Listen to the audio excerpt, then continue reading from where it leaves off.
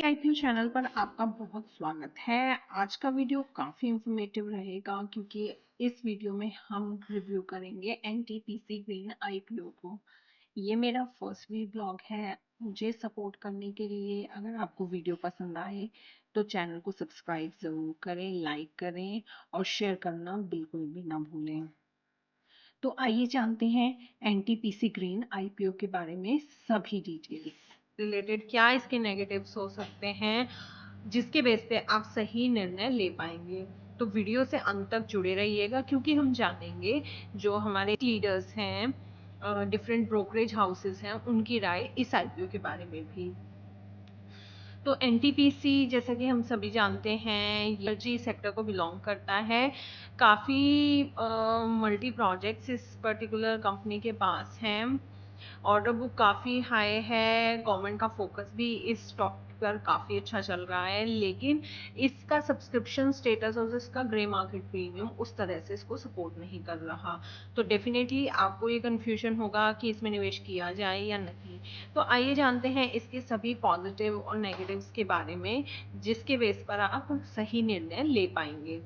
IPO की बात करें तो ये नवंबर 19 से ऑलरेडी ओपन है और 22 को इसकी लास्ट डेट है। तो लास्ट डेट पर 5 बजे तक आपको अप्लाई करना होगा अगर आप इस आईपीओ में अप्लाई करना चाहते हैं। अलॉटमेंट डेट है नवंबर 25। रिफंड्स 26 नवंबर को इनिशिएट हो जाएंगे और लिस्टिंग डेट रहेगी नवंबर 27। तो ये थी कुछ इंपॉर्टेंट डेट्स इस आईपीओ से रिलेटेड।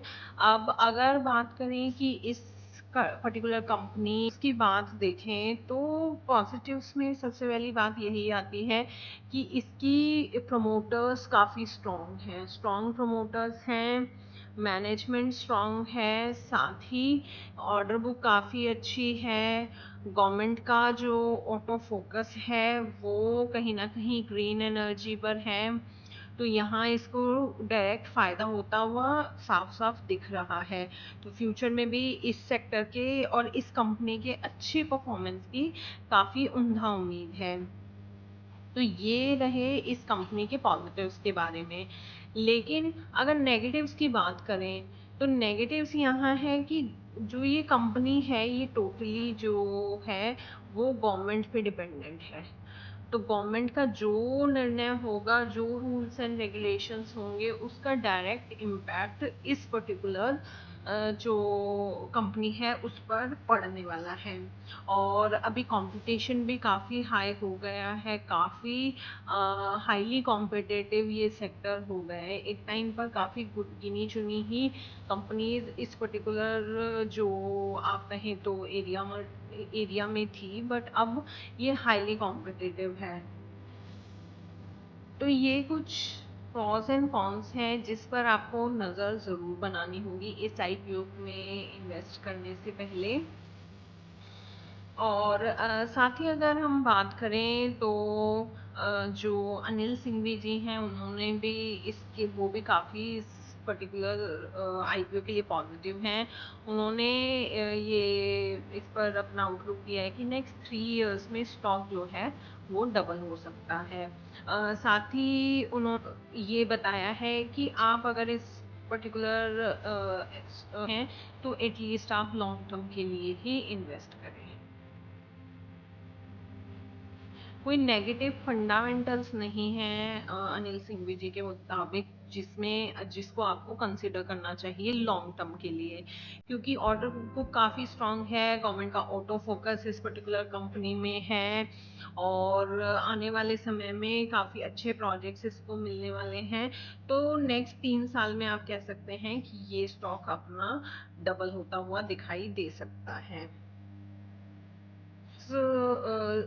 जो पॉजिटिव्स इस कंपनी के बारे में रेकमेंड किए गए हैं वो रहेंगे strong and experience promoters, leader है रिन्यूएबल एनर्जी में, डेफिनेटली स्टेबल ग्रोथ प्रोस्पेक्ट है लॉन्ग टर्म पीपीएस की वजह से, एग्रेसिव ग्रोथ प्लान है कैपेसिटी ऐड करने के लिए, स्ट्रॉन्ग फाइनेंशियल ट्रैक रिकॉर्ड भी है क्योंकि फाइनेंशियल्स कंपनी के काफ़ी स्ट्रॉन्ग है। आप देखेंगे कि अरिहंत कैपिटल ने भी ये भी एक ब्रोकरेज हाउस है जिन्होंने रिकमेंड किया है लॉन्ग टर्म के लिए। अगर आप इसमें जाना चाहते हैं तो लॉन्ग टर्म के लिए इस पर्टिकुलर आईपीओ में आप निवेश कर सकते हैं कि वेंचुरा सिक्योरिटीज भी सब्सक्राइब की इसमें रेटिंग दे रही है। लॉन्ग टर्म के लिए इसमें सब्सक्राइब किया जा सकता है एसबीआई सिक्योरिटीज के हिसाब से, और बाकी ब्रोकरेज फर्म की भी इसमें जो है लॉन्ग टर्म इन्वेस्टमेंट और सब्सक्रिप्शन के लिए राय दी गई है। तो अगर सीधे सीधे देखिए तो ऐसे बैलेंस शीट भी कंपनी की काफ़ी स्ट्रॉन्ग है, और वो कंपनी के जो फाइनेंशियल्स हैं वो भी काफ़ी स्ट्रॉन्ग हैं। एनटीपीसी को किसी इंट्रोडक्शन की ज़रूरत नहीं है। ये एनटीपीसी लिमिटेड की एक सब्सिडरी है, एनटीपीसी ग्रीन एनर्जी, जो कि बेसिकली ग्रीन रिन्यूएबल एनर्जी पर फोकस करती है ऑर्गेनिक और इनऑर्गेनिक रूप से। और गवर्नमेंट की इसमें जो प्रमोटर हैं वो of course president of India हैं। promoter of the companies are President of India acting through the Ministry of Power, Government of India and NTPC Limited। तो इस इशू के आने से पहले 100% होल्डिंग जो थी वो गवर्नमेंट के पास थी, और इस आईपीओ के आने के बाद 89% जो होल्डिंग है वो गवर्नमेंट की रह जाएगी। ये वो हमारा रेगुलर वाला आईपीओ है जिसमें आप 14,000 इन्वेस्ट करते हैं, तो ये 14,900 रुपये की मिनिमम इन्वेस्टमेंट अमाउंट रहेगी।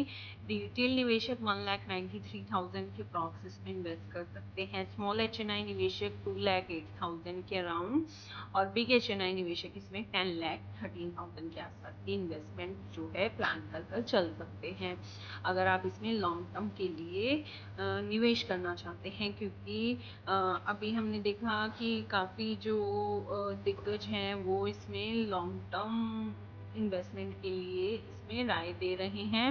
अगले 3 साल में ये डबल होता हुआ भी दिख रहा है, जो कि हमारे दिग्गजों की राय है। तो आई होप आज का वीडियो आपको काफ़ी हेल्पफुल लगा होगा। इसके थ्रू आप ये डिसाइड कर पाएंगे, क्योंकि मेरे माइंड में यही है कि इससे at least short term listing gain मैं नहीं बना पाऊंगी। क्योंकि अगर सब्सक्रिप्शन स्टेटस भी हम चेक करें तो ये अभी तक फुली सब्सक्राइब्ड आईपीओ नहीं है।